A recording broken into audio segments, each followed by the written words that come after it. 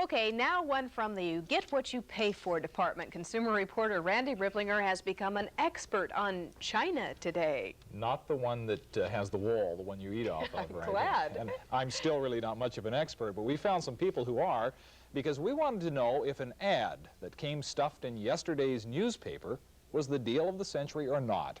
China for sale. 45 pieces for only $49.95, kind of a good deal. That kind of set in fine porcelain china should usually cost at least $400. Admittedly, these guys are keeping their overhead down. They sell the stuff out of the back of a truck at a Beaverton motel. We've had, hundreds of people out here. The businessmen selling these Chinese china sets say they picked up 21,000 cases of the stuff 2 years ago. They've been traveling around the U.S. selling it in parking lots ever since.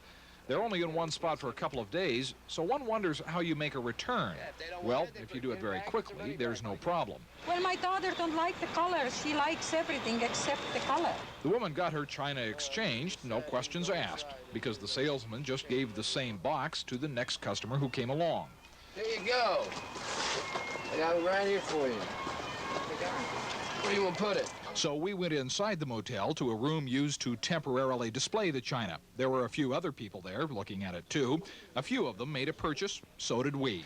The guy at the truck checked our receipt, and we were the semi-proud owners of a $50 45-piece china set, which we promptly took to Bill Naubert at Friedlander & Sons, since I don't know china from a doggy dish. It's rather opaque, and the finish on it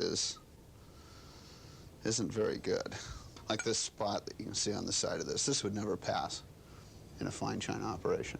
The dishes were made of a coarsely ground material, says Naubert, demonstrated by the fact that you can see light through fine china. The $50 version is too dense.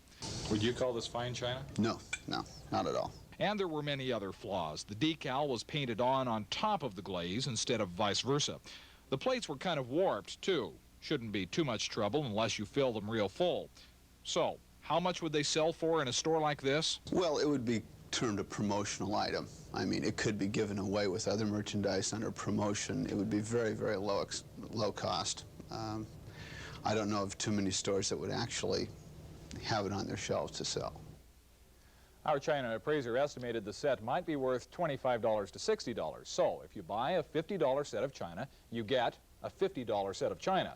But Lennox, Noritake, and Mikasa, it is not. Just wanted to know what you were buying before you rush out and get that out of the back. Okay, so $50, you may get kind of a cheap set of china, but how much more do you really get for $400? Isn't there a lot of markup when you go to some of the better stores? That's right. I thought the stuff we looked at was pretty nice looking, but we talked to a retailer today who admitted that the middleman marks it up 3 to 4 times before it even gets to the retailer. So it does go up. So one other point you might want to know, that china usually is not made in China. Usually comes from Europe or Japan. Of course, that's why they call it China. Thanks, Randy.